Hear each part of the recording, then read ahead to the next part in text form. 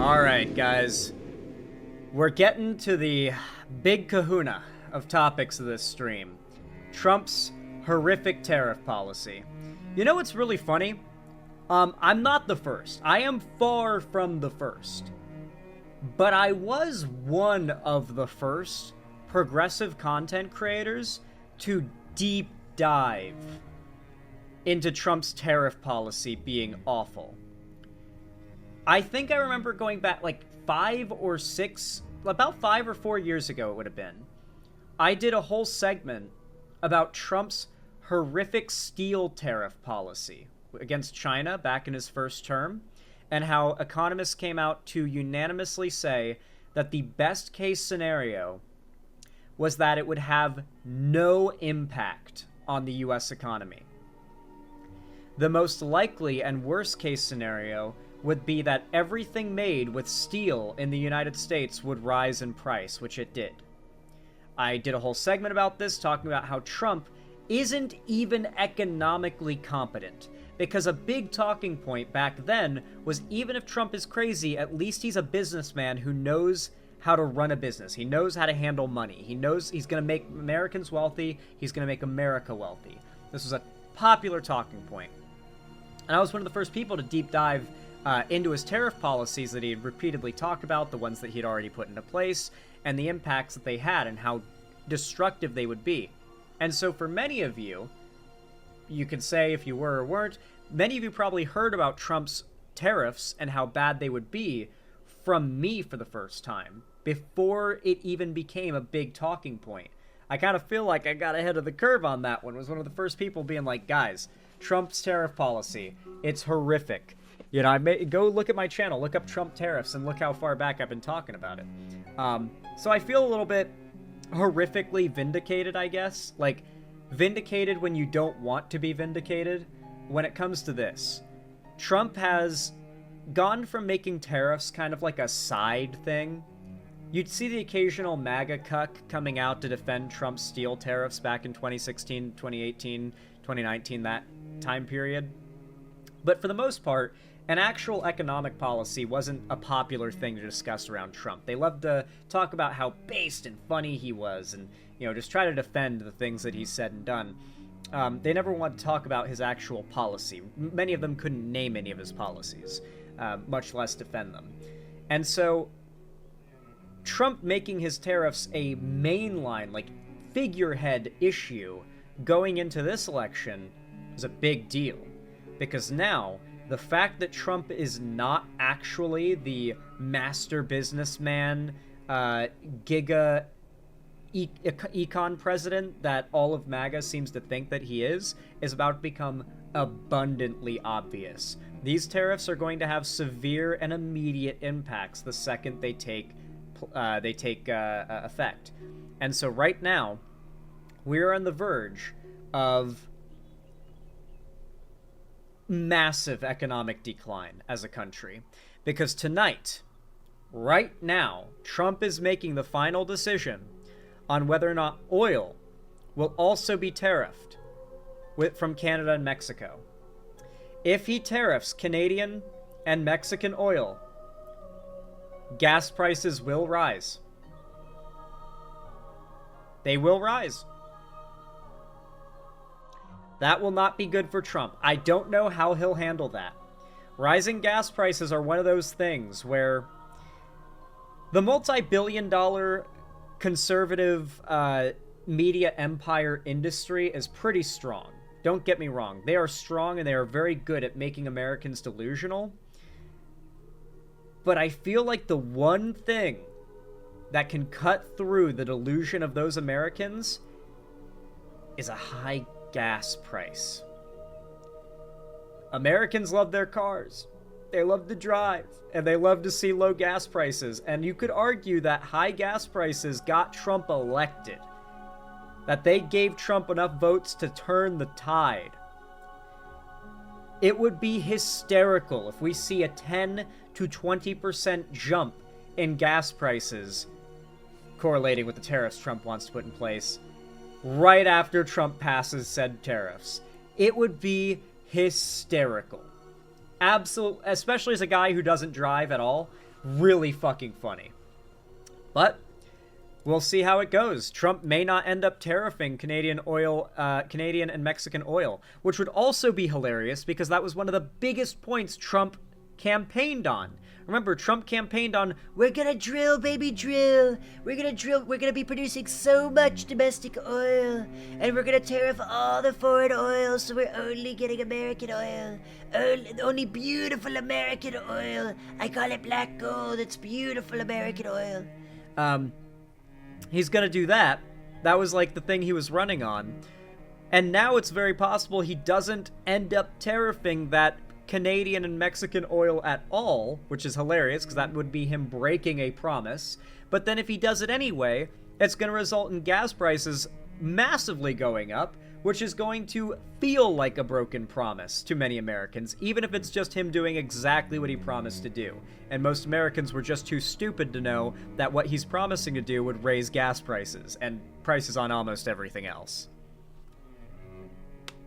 Gas has already spiked about 25 cents a gallon since his inauguration. Damn, that's alright. That's a noticeable amount.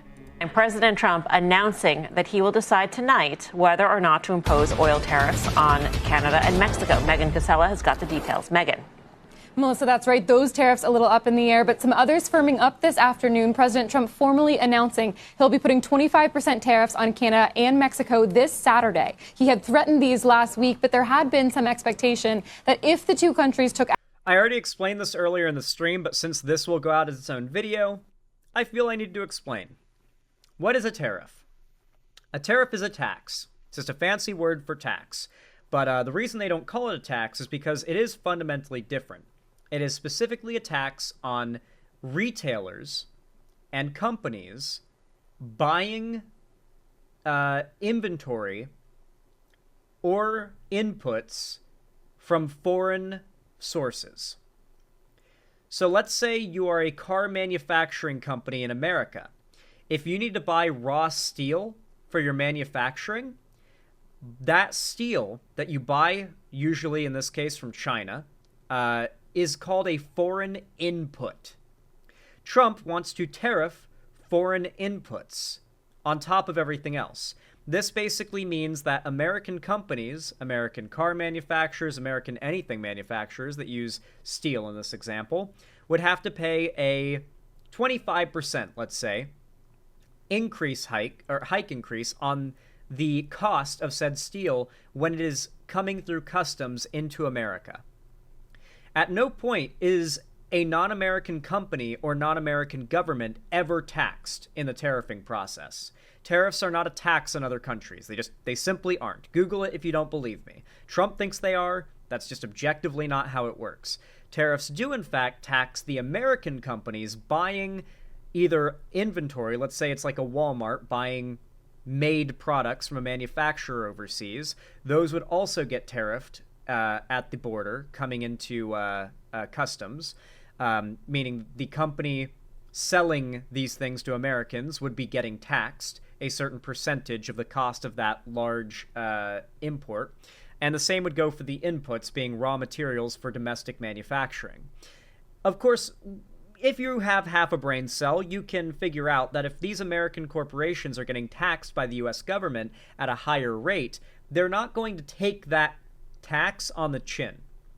They're not just going to say, oh, well, I guess we pocketed 25% less profit this year. That's just how it is, I suppose. They're not going to do that. Like, if you ever think they would do that, you're a child, or at least you have the brain of one. They're going to raise the prices on the things that we Americans want to buy. So even the things that are American-made, because we do not source our own inputs, they're called inputs for a reason, because they come from other countries. Our steel, our lithium, our silicon, even our quartz, I think, mostly comes from other countries. Like anything you can imagine. Most of it we're sourcing from other countries because America does not have enough resources to sustain even what domestic manufacturing we already have. And so domestic manufacturing will get more expensive, making domestically produced parts and products more expensive. And on top of that, foreign produced and manufactured things will be tariffed as well, making retailers charge more for things you want to buy in the store. And you won't get around that just if those things bought in the store came from America and their manufacturing, because the inputs were tariffed. The raw materials used to make that thing were tariffed. And so the manufacturer here in America charged the retailer more to make up for the tariff, and now the retailer is going to charge you to make up for the tariff. All the cost will trickle back down to you. We just did trickle down economics again, but in a different way. This time it's the cost that trickles down to us. And that's literally the selling point. Well, I don't think most people know that's the selling point, but that's just blatantly what it's all about. Action to tighten their borders and stem the flow of fentanyl, that the tariffs could be avoided. But Trump being firmer now, saying that he's taking action not only because of immigration and the flow of fentanyl, but also because of trade deficits. There it is. I've also talked in length, going back years, about how retarded Trump is on trade deficits. Trump does not know what a trade deficit is. Trump believes that when we have a trade deficit with China, for instance, that we literally owe a debt to China in the same way that a private citizen might owe a debt to a bank or to a mob boss. MAGA follows Trump's line of thinking, to a T, right? And so they also operate under the assumption that the U.S.-China trade deficit is a debt that America has incurred with China that is costing America money and bankrupting our country, much the same way having debt with a bank might bankrupt you as a private American citizen. He fundamentally does not understand global trade. He doesn't recognize that, in particular, one of the biggest... All right, this is some not quite high, but somewhat high-level economics. Certain things that sound bad can actually be assets. And one of America's biggest assets in the trade, in global trade, is our trade deficit with China. I know that sounds crazy, but yes, we have a deficit where we buy more from China than China buys from us. That is what the deficit really is. That is not America owing China money. That is simply that we are buying more things, or I should say American companies buy more things from China than China is buying things from us. That's all it is. There's no debt. It is a deficit of trade. It means that we are getting less things bought from us than we are buying from them. But we still need those things. We're buying those things for a reason, okay? And so, because Trump refuses to understand the complexity of this and the fact that this deficit existing means that China has a vested interest in the United States' success and the success of the United States people. Americans buy a fuckload of shit from China. The U.S. has a strong trade relationship with China. That deficit is effectively China's businesses, and because China has this state capitalist system going where the government owns their businesses, it is also the government that has a vested interest in America's longevity and success because we are a continued source of trade volume for them. They are for us too, because remember, they're our number one trading partner too. We just buy more from them than they do from us. Now, if Trump wants to eliminate a trade deficit by investing in things that would make it such that Chinese citizens want to buy things from American companies over Chinese companies, that would be a great thing to do. That's actually what Biden did when he tariffed China-made chips and started investing heavily, massive bills and permits open in developing chip technology here in America, such that we could own the microchip industry, and Chinese people would buy their microchips from us. Chinese companies would buy their microchips from us, and that would help to reduce the trade deficit.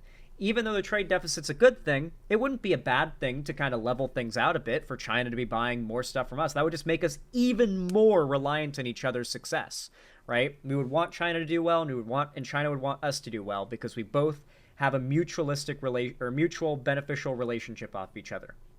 The problem is that Trump does not understand the complexity of this issue, and like I said before, a trade deficit to MAGA is the same as owing money to the bank. Putting the tariff of 25% on Canada and separately 25% on Mexico. And we will really have to do that because we have very big deficits with those countries. Those tariffs may or may not rise with time. Now, Trump was also asked whether oil specifically would be included in the tariffs, and he said maybe. He said he would decide probably tonight on that point. And he also seemed to downplay the impact of the tariffs, saying that the U.S. has all the oil and the lumber that it needs. So this is the clearest language that we've seen yet from him on these tariffs. We do still have about 48 hours until they would take effect. So a little bit of time left to wait and see if anything changes. Melissa? All right, Megan, thank you. Megan Casella. We just objectively don't have enough resources in America to supply native manufacturing in the way that we need to if we're going to rely entirely on domestic manufacturing.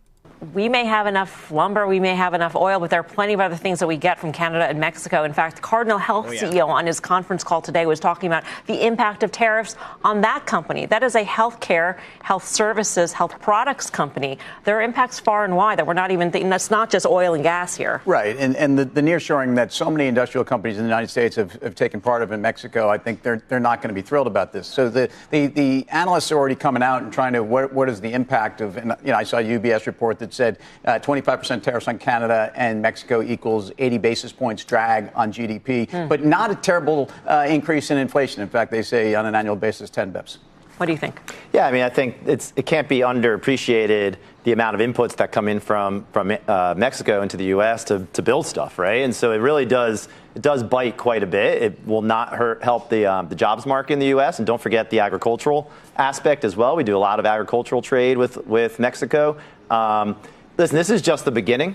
And even though this specific announcement might not be broadly inflationary, the general tariff tone and where that's going likely is not going to help inflation get back down to target. You know, there's this lens of we're either winning or losing. And if you see a deficit, it assumes that we must be losing. But all it really means is their goods are attractive for our economy and for our consumers. It's not a win or a loss. That's just the way the economy works. So I wish, okay, I get that these are like economic experts speaking here and not they are media trained, but do you guys feel like I've done a better job of making you guys understand what a tariff is, what trade deficit is, these economic things better than the average news broadcast does?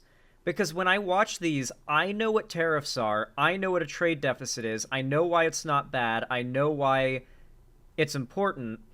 And yet, watching this guy talk about it, imagining myself as someone who has no fucking clue what tariffs or trade deficit are, I don't feel like I've been informed by this guy. I don't feel like I've had any misconceptions cleared up. You know what I mean?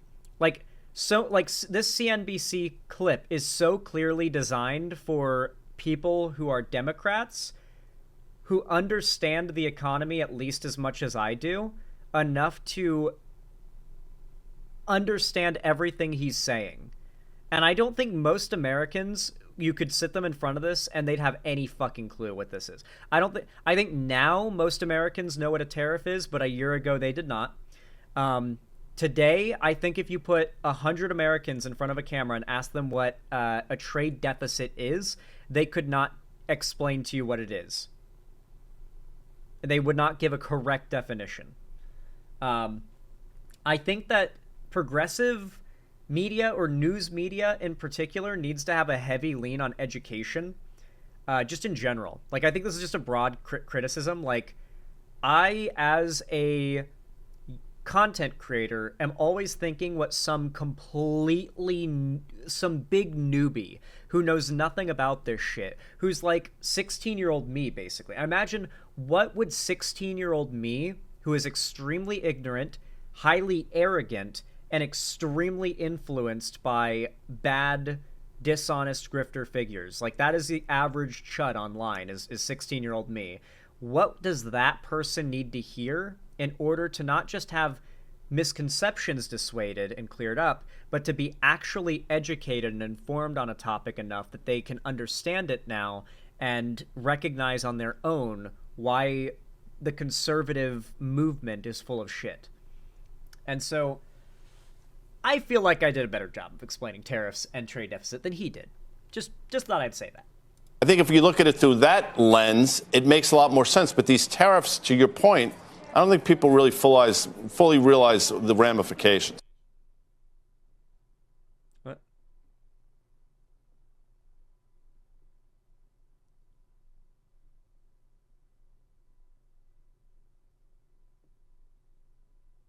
Oh, is this like a warning they give after every financial segment so people don't like invest in something and then get mad at CNBC because they said a company was looking like it was going to have a bright future? That's funny. Let's read the comments. Let's see what the consensus is. Are they going to be chuds or are they going to be based? Didn't he say he didn't need Canadian oil? Good start. Gonna get cold in those northern states when Canada shuts off the electricity. Housing will be more expensive as Canada will stop selling lumber to us, and we don't have all the oil or lumber that we need without Canada. I stand by Canada, and if I have to suffer because these tariffs will affect me as an American, then so be it. I will stand with Canada. Based. Never thought I'd say this, but we stand with Canada. If we stop buying stuff, we avoid tariffs. Buy local items. Support Canadians. What? Hashtag Justin Trudeau. Canada needs to reduce, is vulnerable to U.S. vagaries, increase trade with Asia, Mexico, and Europe, reducing exports to USA. So Canadians are calling for Canada to stop trading with the U.S. and just start to because right now we're Canada's #1 trading partner. Right now the popular consensus is Canada should make China their new #1 trading partner, which would of course cripple America massively. But that's what's going to happen. Trump is going to nuke our trade relations with all these countries, thinking he can strong arm and big dick his way through the room and make everybody do what he wants.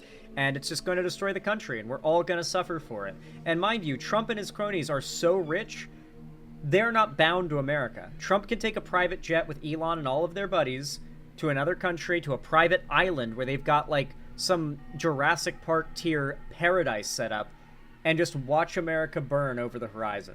They can completely dip out golden parachute off this ride. We're the ones that have to deal with this stuff. Watch him say that Canada and Mexico chickened out and bowed down to him and that he's going to forgive them. That's real. Trump would do that. He would say, we're not going to do the tariffs on Mexico and Canada. They bowed, they bent the knee, they agreed, they did what we wanted. We're not going to do the tariffs. Like, he just walks it all back, imagine. Over 40% of what the U.S. produces is bought by Mexico. Can Mexico buy the same things from other sources? Yes. Can the U.S. sell those goods elsewhere? Nope. Canada ships the U.S. raw materials, oil, electricity, aluminum, potash. I fail to comprehend his reasoning for adding tariffs on raw materials. These are called inputs. These are the input tariffs I was talking about before, where like the raw materials needed for our domestic in America manufacturing, for those American jobs working in factories and making stuff, we need raw materials that we cannot source here. We cannot source them here. It's not a logistical, or it's not a problem if no one wants to, or no one's put in the work, there's not enough funding, you can't do it because there's not enough of it here. Certain parts of the planet have certain higher levels of resources we need. There are certain purities and types of resources we need. Like not all silicon is created equal, for instance, right? And so tariffing these inputs is abysmally stupid. So the export tariffs, or I should say the actual product tariffs, you could make an argument that tariffing products is reasonable, assuming that that product is something that U.S. manufacturing is already pulling ahead on. A good example of this is, like I said before, Biden's microchip tariffs, right? The U.S. was starting to pull ahead when it came to microchips and electric vehicles. So tariffing Chinese products and manufacturing when it's imported to America is smart, because that encourages people to buy the already existing American industry and support the already existing American industry. But if that industry practically doesn't exist in America, tariffing that product is just going to fuck you. But there is a chance that when used surgically, tariffing products can be good. Tariffing inputs, though, is always bad. Always. There is never, ever, ever a case in which any economist will tell you tariffing inputs is good. It never is. Not even surgically, not even strategically. Never. You're simply tariffing raw materials your corporations need to supply their manufacturing and your domestic workers. It is the dumbest thing you can do, and possibly the biggest self-report by Trump imaginable, that he fundamentally does not understand economics, even at a... God, I almost said first grade level, and then I almost said high school level, but then I realized that I have encountered very few high school graduates even who understand this topic. So, unfortunately, Americans are so stupid that, honestly, Trump's understanding of the issue is pretty much in line with that of the average American. And in part, that's probably why so many Americans support him on this. They think that if America can still function with someone as smart as them running it, then they must be good. They must be awesome, in fact. Anyway, you have to remind yourself that conservatives are people too.